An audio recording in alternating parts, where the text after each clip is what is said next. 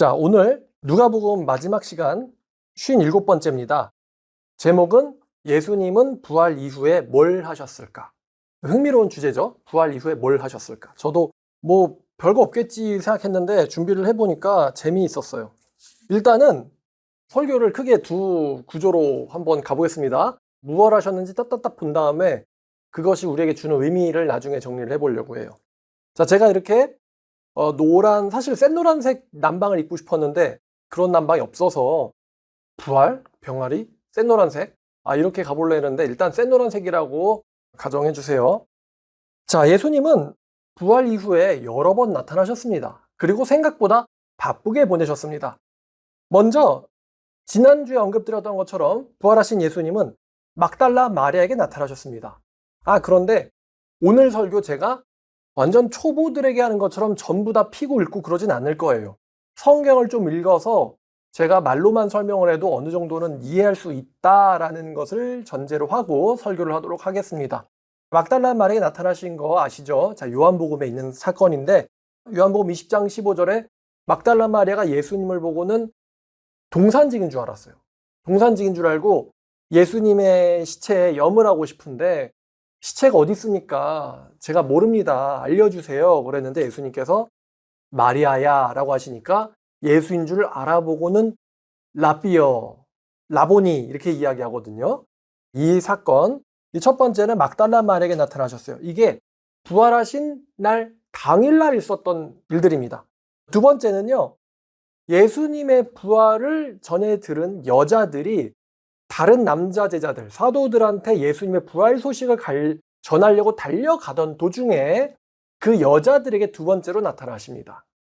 부활 당일날. 이건 마태복음 28장 9절에 나와 있어요. 자, 28장 9절에 예수께서 그 여자들을 만나 이르실 때 평안하냐? 자, 두 번째로 그 여자들을 만나셨어요. 그 다음에 우리가 지난주에 본문에 보면은 엠마오의 두 제자에게 나타나셨고 또 엠마오의 두 제자의 말에 따르면은 베드로에게 나타나셨다고 합니다. 베드로에게. 엠마오에게 나타나시기 전에 베드로에게. 그리고 고린도 전서 15장 5절에 그 이야기를 바울도 언급합니다. 그 후에 게바에게 보이시고 그래서 베드로에게 나타나시고 엠마오의 두 제자에게 나타나시고 그 엠마오의 두 제자가 예수님을 보고는 야, 지금 잠도 밥도 필요 없다. 빨리 예루살렘으로 돌아가자고 돌아갔는데 그들 가운데서 예수님께서 나타나셨잖아요. 그래서 10 제자에게 나타나셨어요. 근데 요한복음에 따르면 예수님이 10 제자에게 나타나셨을 때 도마가 없었습니다. 도마. 자, 이게 부활 당일 주일날 예수님이 나타나신 거예요. 자, 그 다음에 부활 후 일주일 뒤인 이제 8일 뒤죠. 8일 뒤. 요한복음 20장 26절에 나오는데 여기서 도마가 있을 때 나타나십니다. 나타나신 목적은 도마의 이제 의심을 불식시키고 믿음을 회복시키기 위해서였죠. 요한복음 20장 26절입니다. 여드레를 지나서 제자들이 다시 집안에 있을 때 도마도 함께 있고 문들이 닫혔는데 예수께서 오사 가운데 서서 이르시되 너에게 평강이 있을지어다 하시고 도마에게 이르시되 도마가 있을 때 나타나셨습니다. 그 다음에 자 이제 여기서부터가 흥미로운데 예수님의 부활 이후에 예수님이 갈릴리 사역을 하셨어요. 갈릴리 사역. 대략 한 3주 정도 기간 동안에 갈릴리에서 예수님께서 부활 이후에 사역을 하셨습니다. 3주라고 추정되는 이유가 있는데요. 우리가 알다시피 부활하신 예수님은 이동과 시간에 제한이 없으십니다. 엠마오의 두 제자보다 먼저 예루살렘으로 가시기도 하시고 또 제자들이 다른 사람들을 무서워해서 문을 잠그고 있었지만서도 예수께서는 그들 가운데 서서 말씀하셨어요. 예수님은 이동에 시간과 물리적인 제한을 받지 않으십니다. 근데 예수님을 제외한 다른 사람들, 다른 제자들은 그렇지 않죠. 이 사람들은 부활 8일 뒤에 예수님을 만났고 마태복음에 따르면 갈릴리에서 예수님을 만납니다. 근데 인간의 걸음으로 이제 예루살렘에서 갈릴리까지 걸어서 5일 정도가 걸립니다. 예루살렘에서 갈릴리까지의 거리는 대략 한 100km 정도, 직선거리 100km, 고도길로는 150km 정도 됩니다. 그 당시 사람들이 하루에 30-40km를 걸었습니다. 그러니까 150km 정도 걸으려면은 여자들 걸음으로 한 5일 정도가 걸립니다. 근데 예수님의 핵심적인 제자들 중에 하나가 바로 여자들이거든요. 뭐 남자들이면 하루에 50km도 걸어서 3일이면 갈릴리까지 갈 수 있지만 예수님은 여자 제자들을 굉장히 중요하게 생각하셨기 때문에 여자 제자들이 모이는 기간까지 고려해서 대략 5일 정도의 이동 시간을 주신 것 같아요. 제자들이 갈릴리까지 가는데 5일, 그 다음에 마지막에 제자들이 예수님을 승천을 어디서 하냐면은 예루살렘의 감람원이라 불리는 산에서 예수님이 승천하시거든요. 그러니까 부활하시고 예루살렘에서 제자들한테 보이셨다가 그 다음에 갈릴리에서 제자들을 만나셨다가 다시 또 예루살렘에서 승천을 하십니다. 그러면 예루살렘에서 8일을 계셨고 갈릴리로 인간걸음으로 5일, 또 예루살렘으로 돌아오는데 5일, 그래서 총 18일이 우리가 알 수 있는 예수님의 사역 시작이거든요. 예수님의 행적이거든요. 그러니까 예수님 부활 이후에 사도행전에 따르면 40일을 우리들과 같이 계셨어요. 그러면 40일에서 이동시간 10일과 일주일 만에 나타나신 8일을 제외하면 총 22일이라는 시간이 남습니다. 그래서 예수님은 부활 이후에 약 21일, 3주 정도를 사역하셨던 걸로 추정됩니다. 추정. 자, 그러면 이 3주 정도에 어떤 일을 하셨느냐? 첫 번째는 갈릴리 호수에 나타나셨어요. 자, 요한복음 21장 1절을 보면은 그 후에 예수께서 디베랴 호수에서 또 제자들에게 자기를 나타내신 일은 이러하니라. 시몬 베드로와 디두모라는 도마가 갈릴리 가나 사람 나다나엘과 세베대 아들들과 또 다른 제자 둘이 함께 있더니, 여기 일단은 의심 많은 도마 등장했죠. 그 다음에 요한복음 초창기에 나다나엘이라고 하는 사람과 예수님의 만남이 있습니다. 그 사람이 또 등장해요. 이제 제자가 된 거죠. 그래서 갈릴리에 와 있죠. 사람들이 총 7명이 등장합니다. 7명이 등장하는데 여기 디베랴 호수에서 만났다라고 하시거든요. 근데 디베랴 호수가 바로 갈릴리 바다예요. 갈릴리 바다. 갈릴리 바다의 다른 이명입니다. 이때 베드로와 요한과 도마와 나다나엘과 야고보와 이름이 언급되지 않은 제자들 2명 해서 총 7명이 이 호수에 있습니다. 자, 이들에게 예수께서, 그러니까 이 사람들이 왜 갈릴리로 왔느냐? 예수님이 갈릴리로 가라고 지시를 했기 때문이에요. 갈릴리로 가라고. 마태복음 28장 10절에 보면은 이에 예수께서 이르실 때 그 여자들한테 무서워하지 마라. 가서 내 형제들에게 갈릴리로 가라 하라. 거기서 나를 보게 되리라 하시니라. 이렇게 갈릴리로 가라고 그 여자들한테 지시를 하십니다. 부활 이후에. 자, 그래서 예수의 지시를 받아서 갈릴리로 온 거예요. 그러니까 예수님께서는 부활 이후에 갈릴리에서 만나자라고 여러 차례 말씀하셨어요. 마태복음에 보면은 예수님이 자신의 죽음을 예언하시면서 내가 근데 살아나서 너희보다 먼저 갈릴리로 갈 것이다.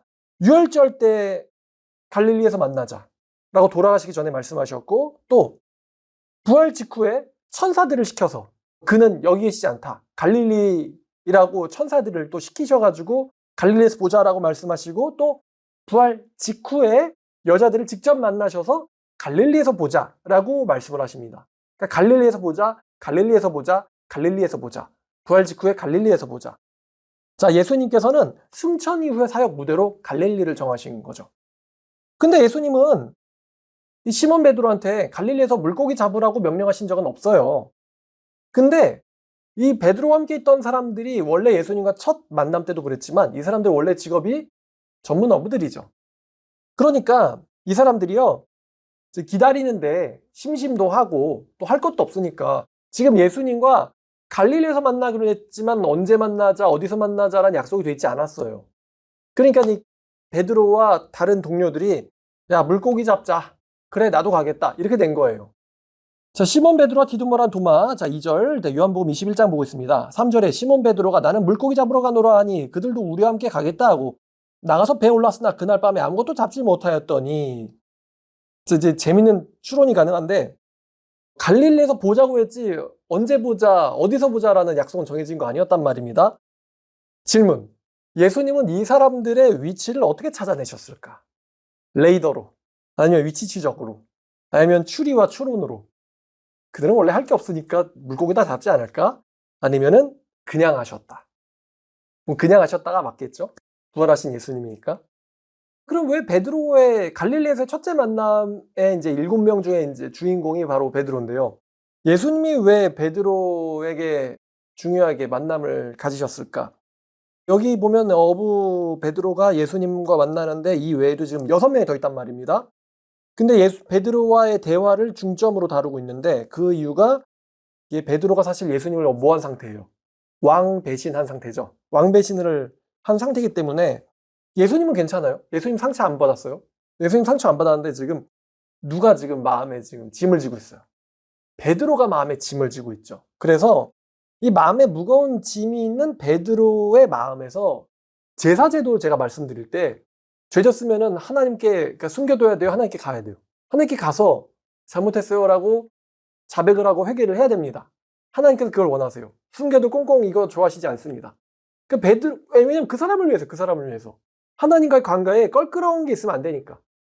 그래서 베드로의 왕미안한 마음을 이제 치워주시고 베드로의 마음 속에서 미안함을 지워주시고 그 미안한 마음 대신에 돌 같은 미안한 마음 대신 사명을 주셨어요. 예수님이. 자, 요한복음 21장 12절을 보면은 제자들이 주님이신 줄 아는 고로 당신이 누구냐라고 묻는 자가 없었다라고 합니다. 모두가 예수님을 알아봤기 때문에 감히 예수님한테 당신 누군데요? 이렇게 말하는 사람이 없었다고 합니다. 다 알아봤다고 해요. 그러면 우리가 이런 질문을 할 수 있어요. 왜 예수님이 갈릴리 사역 기간 동안에 제일 먼저 베드로와 나머지 6명에게 나타나셨을까? 아마도 이유는요. 다른 사람들을 불러 모으기 위해서입니다. 원래 갈릴리는 예수님의 사역의 중심지이기도 했고 예수님의 제자들이 가장 많이 몰려있는 곳이기도 했습니다. 사도 바울이 뭐라 그러냐면은 부활 이후에 예수님은 500여 명에게도 일시에 보이셨다고 합니다. 그럼 그 500여 명의 만남이 어디서 있었을 걸로 추정되냐면 이 갈릴리 사역 기간 동안 있었을 걸로 추정됩니다. 그 다음에 두 번째, 예수님이 갈릴리에서 아마도 예수님의 친동생인 야고보에게 나타나신 것 같습니다.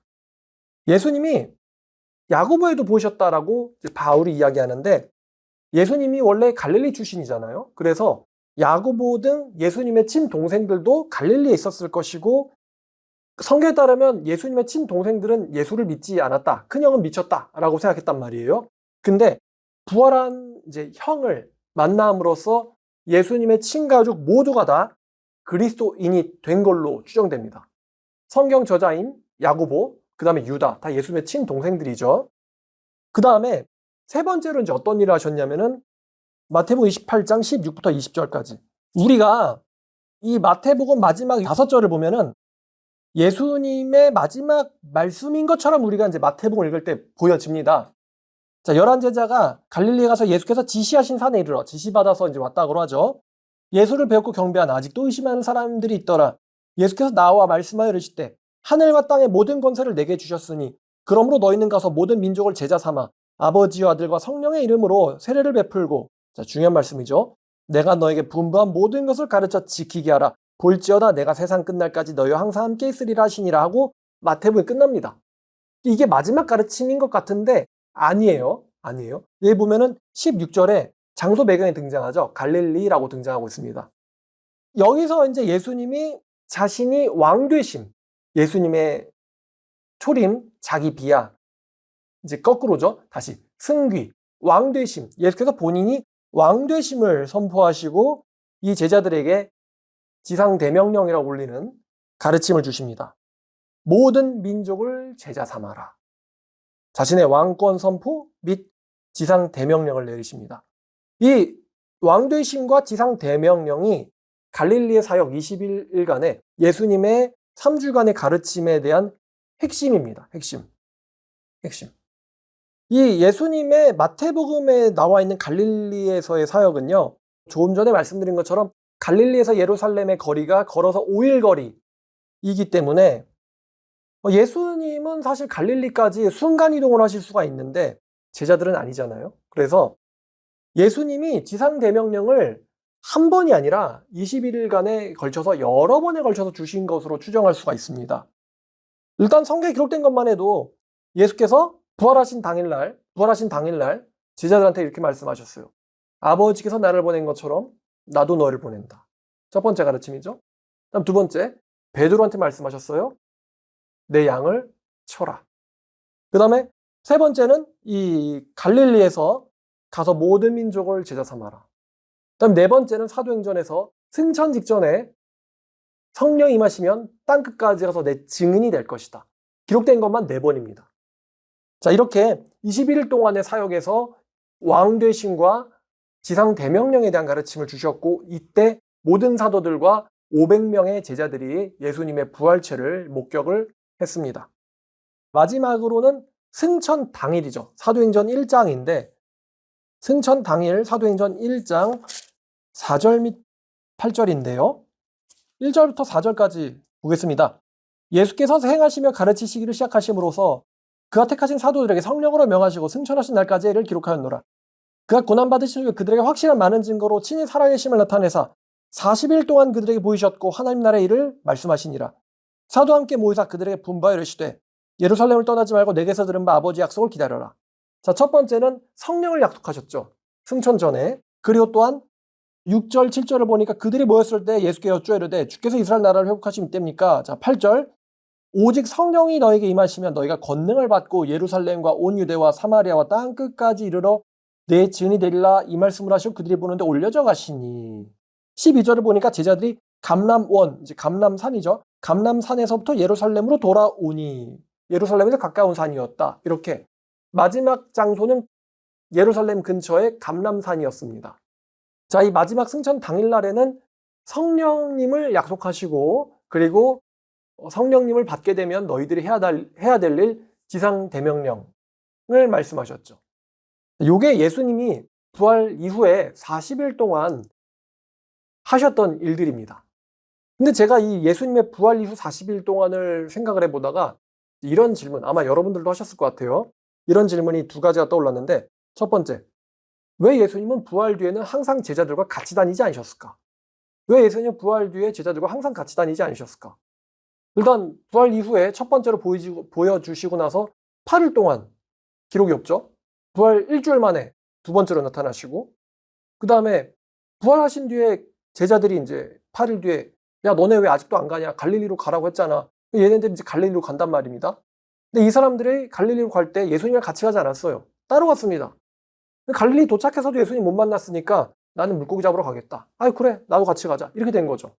그런 걸 보면 이동 때에도 같이 다니지 않으셨어요? 그리고 갈릴리에서 예루살렘으로 돌아올 때도 같이 오시지 않은 것 같습니다.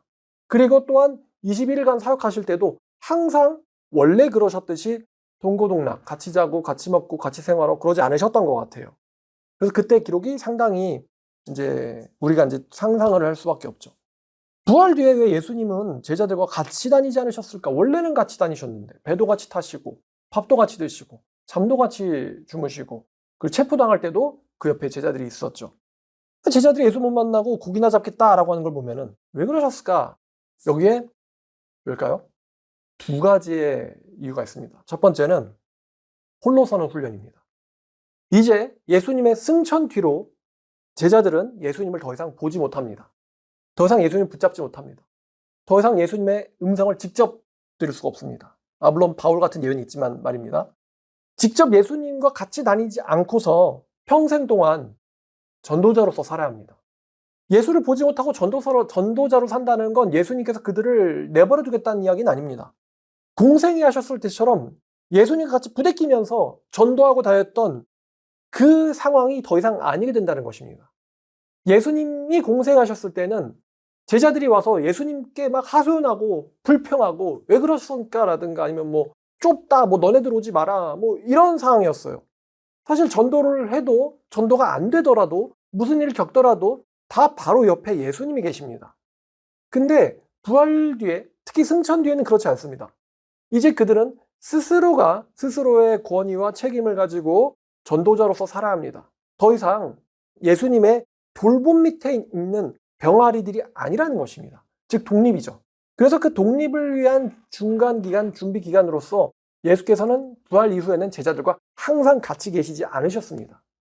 예수님을 같이 끼고 있지 않아도 전도자이자 사도로서 평생을 매진하기 위해서는 예수님을 보고서 따라다니던 모습에서 이제는 보지 않고도 자신이 앞장서는 모습으로서 전환이 필요하죠.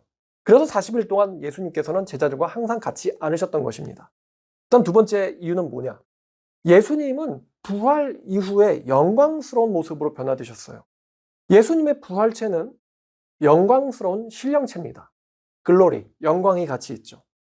온갖 물리 법칙을 초월합니다. 예수님의 몸은요, 휴식도, 섭취도, 잠도 필요 없으신 몸으로 변화되셨어요. 그러므로 제자들과 항상 같이 있으실 필요가 없습니다. 뿐만 아니라 예수님과 제자들의 관계 역시 조금 변화가 됩니다. 예수님은 제자들과 친구 간의 관계이셨지만 이제는 친구 간의 관계를 포함해서 더욱 높아지셔서 예수님은 왕으로 승귀되신 존재입니다. 그렇기 때문에 일정의 거리두기는 필요하다는 것이죠. 다윗도 보면은 다윗이 왕 되기 전에 부하들과 같이 부대 끼고 살던 시절도 있습니다. 근데 다윗이 이제 왕이 되고 나면은 더 이상 눈앞에서만 보고 다니는 그런 왕이 아닙니다. 그분은 왕실에 계시죠. 만나려면 알현해야 합니다. 부활 전 예수님은 제자들과 같이 부딪히고 사셨어요. 그러나 이제 그분은 준비하면서 오늘 느낀 건데 그분은 우주의 왕이십니다. 우주의 왕이세요. 우리가 그렇게 함부로 막 이렇게 불러대고 막 거칠게 대할 수 있는 사실 그런 분은 아니란 겁니다. 우주의 왕이시다. 요한계시록 나와 있지만 천사들도 굉장히 두려워하고 흠모하는 왕이시다. 원래 그게 예수님의 위치였어요. 원래 제자로 와서 막 이러쿵저러쿵 예수님이 하는 일이 맞다 틀리다 막 딴지나 걸고 한번 찔러보고 만져보고 그랬었지만 부활 이후엔 그렇지 않다는 것입니다. 그래도 예수님은 우리를 친구로 생각하시겠죠? 자, 이게 첫 번째 큰 질문. 왜 예수님은 부활 이후에 제자들과 같이 다니지 않으신 걸까에 대한 대답입니다. 자, 두 번째는 뭐냐?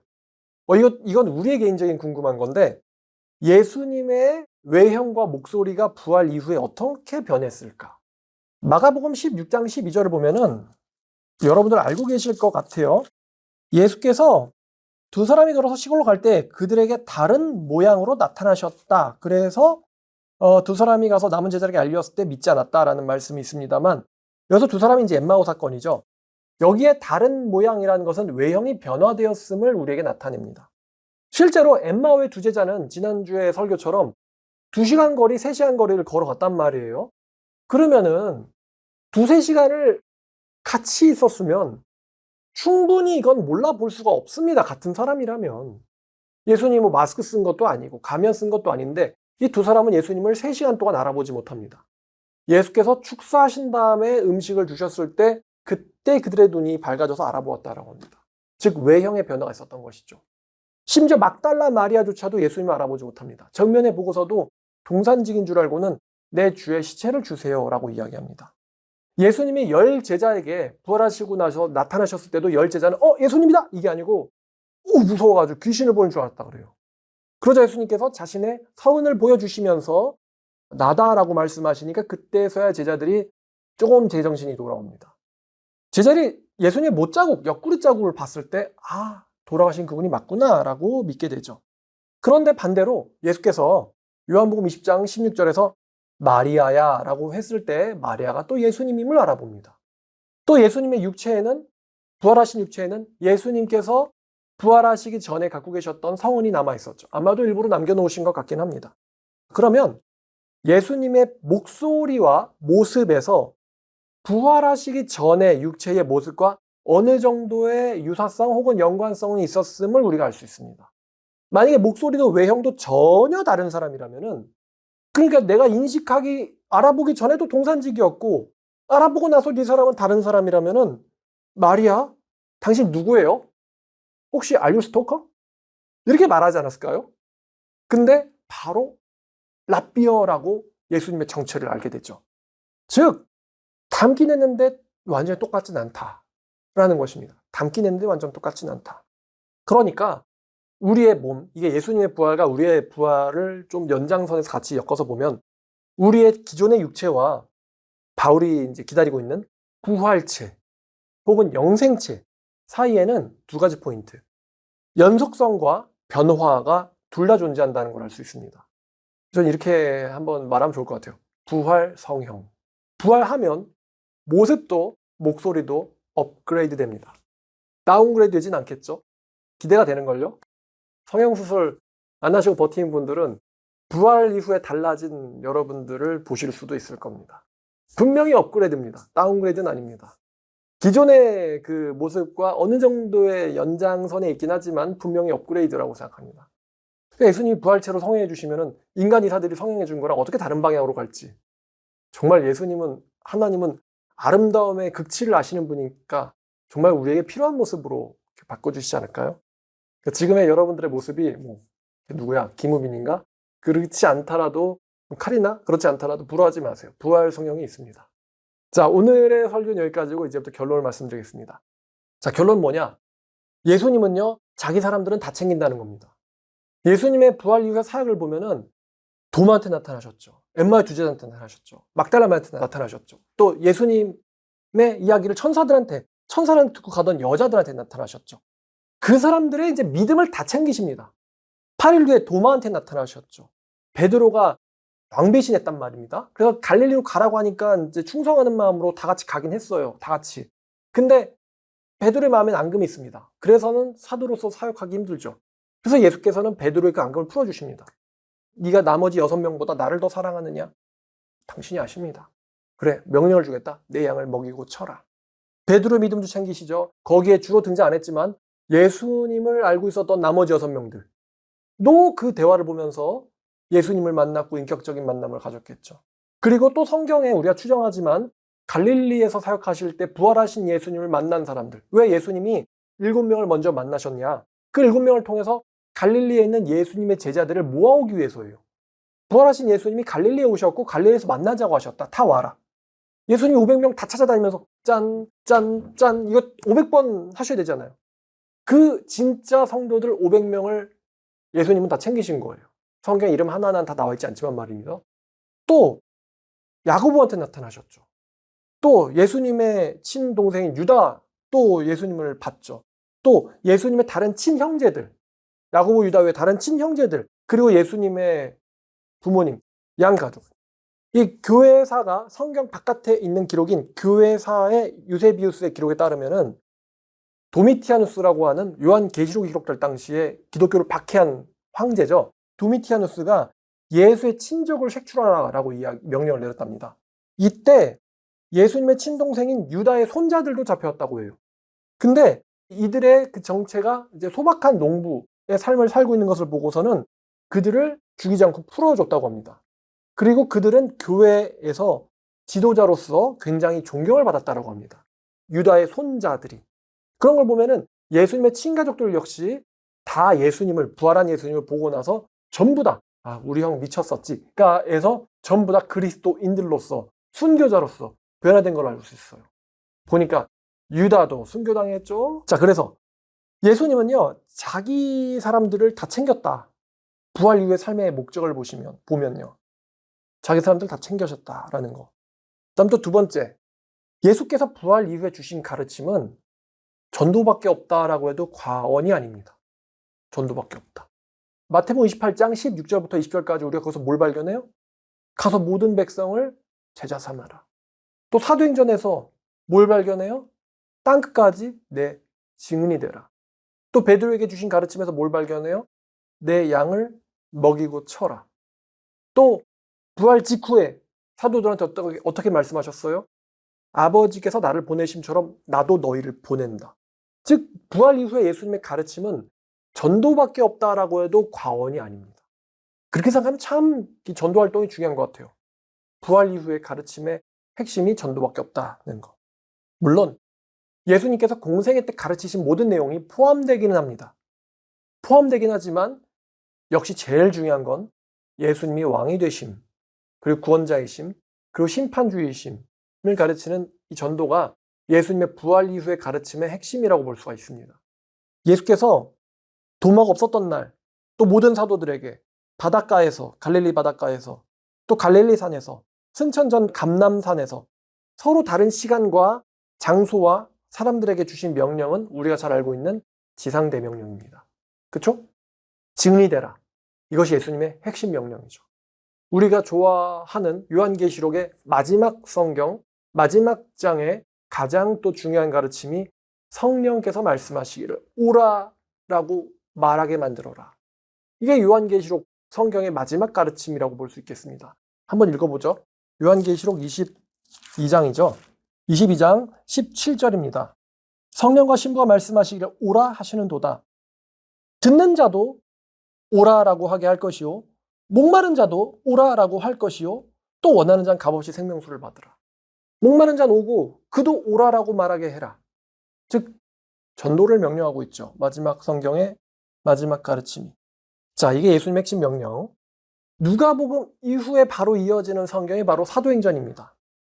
이 사도행전은 예수님의 이 명령에 들은 사람들이 어떻게 반응했는가, 그들의 직접적인 순종과 그들이 그 명령을 어떻게 실천했는가, 그 전략과 그리고 그 과정을 다룹니다. 그래서 사도행전은 다른 말로 하면 그들의 실전 보고서라고 할 수 있겠습니다. 그래서 누가복음에 이어서 사도행전이 붙어 있는 것은 자연스럽고 당연한 수순이라고 아니 말할 수가 없겠습니다. 자, 우리 모두가 다 부활하신 예수님을 떠올리면서 그분의 부활과 또 그분의 가르침을 전하고 또 기대하는 그런 사람 되기를 원합니다. 기도하겠습니다. 하나님 감사합니다. 오늘 누가복음 마지막 시간을 가졌습니다. 예수님 부활 이후에 무엇 하셨을까라는 이 질문을 통해서 예수께서 하셨던 가르침과 행적을 추적해보고 또 그분의 그 사역의 목적과 결론, 결과, 그리고 최후의 명령을 살펴보았습니다. 예수님의 부활과 승천 이야기는 거짓이 아닙니다. 우리가 정말 이것을 마음으로 믿고 그 말씀대로 순종하고 사는 모두가 되게 해주시옵소서. 예수님의 이름으로 기도드렸습니다.